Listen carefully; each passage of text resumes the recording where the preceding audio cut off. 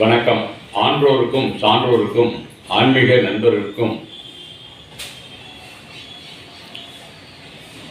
இங்கு எழுந்த அருள்பாலிக்கும் நமது கைலாசநாதர் உடனுரை மாணிக்கவல்லி தாயார் அம்மையாரின் பரிபூர்ண ஆசீர்வாதத்துடன்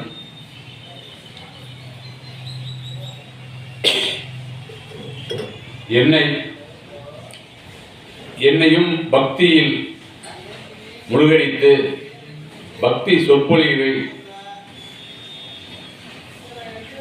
நீயும் செய்யலாம் என்று எனக்கு ஊக்கத்தையும் உற்சாகத்தையும் அளித்த ஐயா புலவர் ஐயாவை வணங்கி,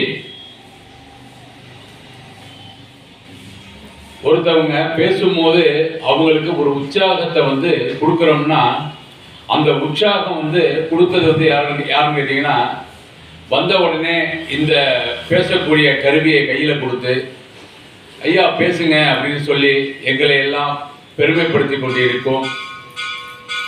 நமது ஆலயத்தின் அர்ச்சகர் அவர்களையும் வணங்கி, நாள்தோறும் ஆலயத்தில் தொண்டுகளை செய்து கொண்டு இருக்கும் அம்மையாரையும் ஐயா அவர்களையும் வணங்கி ஒரு சில வார்த்தைகளை சொல்லி சீக்கிரம் முடிக்கணும் அப்படின்ற ஒரு டயத்தில் இருக்கும். இப்போதைக்கு ஏன்னு கேட்டிங்கன்னா, அடுத்தடுத்தத பேச வராங்க, அவங்களுக்கெல்லாம் ஒரு வாய்ப்பு கொடுக்கணும் அப்படிங்கிறது ஐயாவுடைய நல்ல கருத்துக்களை வெளிப்படுத்தியிருக்காங்க. அதனால் இப்போ நம்ம எப்படி பழனிக்கு முருகர் போனார் அப்படிங்கிறது எல்லாரும் தெரியும். பழனிக்கு ஏன் போனாருன்னா ஒரு பழம் கிடைக்கலன்ட்டு போனார் அப்படிங்கிறது. அதை நான் அதை சொல்கிறேன். ஒரு நாள் கைலாசத்தில் நாரதர் வராரு. நாரதர் வரும்போதே ஒரு கனியை கையில் கொண்டு வரார். அந்த கனியை கொண்டு சிவனிடம் பார்வதியிடமும் வழங்கி அந்த பழத்தை தாங்கள் உண்ண வேண்டும் என்று சொல்கிறார்கள். அப்பொழுது நாரதரிடம் கேட்கிறார்கள், அந்த பழத்தை நாங்கள் உண்ணுவதால் எங்களுக்கு என்ன பலன் என்று. அவர் நிறைய பலன்களை சொல்லுகிறார். அப்போது சொல்லும் போது எல்லார் வீட்டிலும் நடப்பது தான், நமக்கு பிறகு பிள்ளைங்க தானே, அப்போ நமக்கு பிறகு பிள்ளைகள் தான் என்று சொல்லும்போது, அப்போ அந்த பழத்தை அம்மையார் சொல்கிறார், அந்த பழத்தை நம் உண்ணுவதோடு நம் பிள்ளைகள் உன்றால் சிறப்பாக இருக்குமே என்று சொல்லும் போது உடனே சிவபெருமான் அதை ஏற்றுக்கிட்டார். ஓகே சரிம்மா பண்ணிக்கலாம் அப்படின்னா செஞ்சுரு, கூப்பிடு பசங்களை கூப்பிட்டு கொடுத்துரு அப்படிங்கிறாங்க. உடனே பிள்ளையார் வருகிறார். அப்பா அம்மா பழம் எனக்கு தான் வேண்டும் அப்படின்னு அவர் கேட்குறாரு. அப்போ அதுக்கு முருகரை வந்துடுறாரு. முருகரை இல்லையம்மா பழம் எனக்கு தான் அப்படிங்கிறாங்க. ரெண்டு பேருக்குமே அண்ணனுக்கு தம்பிக்கும் ஒரு போராட்டம் வருது. எனக்கு தான் பழம் கொடுக்கணும், எனக்கு தான் பழம் கொடுக்கணும் அப்படின்ட்டு. உடனே இது என்ன பெரிய குழப்பமாக இருக்குது, இந்த பழத்தை ஆளுக்கு பாதி பங்கீட்டு கொடுத்துருவோமா அப்படின்னு சொல்லி நாரதர்கிட்ட கேட்குறாங்க. அப்போ நாரதர் சொல்கிறாரு, இல்லை தாயே, இந்த பழத்தை யாராவது ஒருவர்கள் அப்படியே சாப்பிட வேண்டும் என்று கூறுகிறார். என்னடா செய்யறதுன்னு ஒரே குழப்பமாக இருக்கும்போது அப்போ ஏதாவது ஒன்று சொல்லுங்க அப்படிங்கும்போது உடனே நமது ஈசன் என்ன சொல்கிறாரு, இந்த உலகத்தை முதலில் யார் சுற்றி வருகிறார்களோ அவருக்கே இந்த பழம் வழங்கப்படும் சொல்றாரு. உடனே நமது தமிழ் கடவுள் நம்மள மாதிரியே இருப்பார் இல்லையா, எப்படி இருப்பாரு, நம்மளும் வணங்கிட்டு இருக்கிறோம், நம்ம அவருடைய பக்தராக இருக்கிறோம், எப்படி என்ன செய்வார், டக்குன்னு அடிக்கிறாரு. எதுவுமே யோசிக்கல, இதை ஒரு நொடிகள் சுற்றி வருகிற இந்த உலகத்தை அப்படின்னு போறாரு. அவர் சொல்லிட்டு அவர் பையில ஏறி பறக்க ஆரம்பிச்சிட்டாரு. இவர் பிள்ளையார் என்ன செஞ்சிட்டாரு, நாரதரை கூப்பிட்டு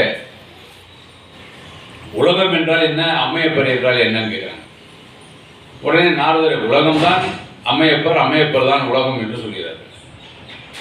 இதை அப்பொழுது என் தாய் தந்தரை சுற்றி இந்த பழத்தை நான் பெற்றுக்கொள்ளலாமா அப்படின்னு கேட்குறாரு. ஓகே பண்ணிக்கப்பா, என்ன இதுதானே உண்மை, நீ சொன்னது தானே ரைட்டு. அப்போ இந்த உலகத்தை நீ சுற்றும் போது தாய் தந்தரை சுற்றியதாக தானே கணக்கு வரும். தாய் தந்தையை சுற்றினாலே உலகத்தை சுற்றினாதான் கணக்கு வரும். நீ பரவாயில்லப்பா அப்படின்னு சொல்லி அதி புத்திசாலி. அதனால தான் நம்ம விநாயகரை வழிபடும் போது ஏதாவது ஒரு சின்ன தப்பு எதாவது நடந்துடக்கூடாதுன்னு சொல்லிட்டு தான் நம்ம வந்து, ஏன்னா அவர்கிட்ட போய் நம்ம போய் எதுவும் பண்ண முடியாது. ஏன்னா ஞானத்துக்கே முதல் கடவுள் விநாயக பெருமான். அதனால தான் தலையில் நம்ம வந்து என்ன பண்ணுறோம், கொட்டு போட்டு தோப்புக்காரணம் போட்டு அவரை வணங்குறோம். ஏன்னா பொன்னி நதியை வந்து அகத்தியர் பிடிச்சி வச்சிருந்தாரு. ஏன்னா பொன்னி நதி வந்து அகத்தியரை பார்த்து ஒரு மாதிரி ஏக்காலமாக பேசினதுனால அவருக்கு அந்த கோபம் வந்து அந்த பொன்னி நதியை வந்து பிடிச்சி அவர் கமண்டலத்தில் பிடிச்சி வச்சுட்டாரு. அந்த கமண்டலத்தில் இருந்த தண்ணியை வெளியே விடணும்னு சொல்லி தண்ணி அப்போ தண்ணியை பிடிச்சி வச்சுட்டா என்ன ஆகும்? அதாவது இப்போ நம்ம சொல்கிற மாதிரி ஒரு அணையை போட்டு தண்ணியை நிப்பாட்டிட்டோம்னா அடுத்தவங்களுக்கு அந்த தண்ணி போகாது. அப்போது போது அது சிரமமாக போயிடும். அதனால உடனே விநாயகர் பெருமான் என்ன பண்ணுறாரு, தேவர்கள்லாம் வேண்டாங்க, இந்த மாதிரி தண்ணியை பிடிச்சி வச்சுட்டாரு, விட சொல்லுங்கள், பொடி நதியை விட சொல்லுங்க அப்படின்ட்டு. அப்போ இவர் சொன்னால் கேட்க மாட்டாருன்னு சொல்லி இவர் போய் என்ன பண்ணுறாரு, காகமாக மாறி போய் அந்த பொன்னி நதியை தள்ளி விடுறாரு. தள்ளி விட்டது அது பெரிய அகண்ட காவேரியாக மாறுது. அதுவும் எல்லாருக்கும் உங்களுக்கு தெரியும். இதே போல் அந்த உலகத்தை சுற்றி வந்து அந்த பழத்தை பெற்று அந்த பழத்தை உண்ண ஆரம்பிக்கும் போது முருகர் வந்துடுறாருங்க.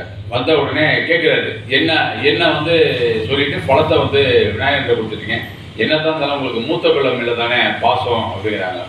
இல்லையப்பா, விநாயகர் சொன்னார் அம்மையப்பனை சுற்றினாலும் உலகத்தை சுற்றின மாதிரி தானேன்னு சொன்னாங்க. எல்லாரும் ஒப்புக்கொண்டாங்க, அதனால் பழத்தை கொடுத்தாச்சு அப்படிங்கும்போது இல்லை அப்படின்னு சொல்லிட்டு எனக்கு வந்து உங்களுக்கு மூத்த பிள்ளை தான் வசதி, ரெண்டாவது பிள்ளை வந்து உங்களுக்கு அப்படி கிடையாது, எடுப்பார் கைப்பிள்ளை தானேன்னு சொல்லிட்டு அப்போ முருகர் கோச்சிக்கிட்டு கிளம்புறாரு. எங்கப்பா போறாங்கும் போது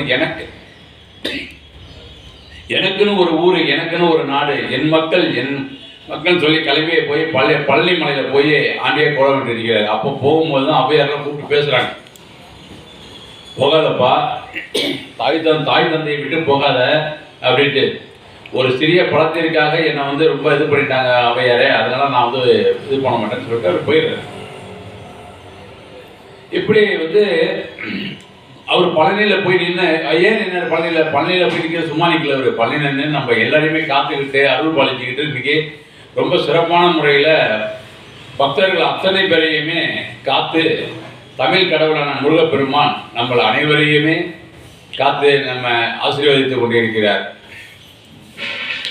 எனக்கு இதே நம்ம சொல்லிக்கிட்டே இருக்கிறோம். இந்த திருவாரூருடைய சிறப்பு,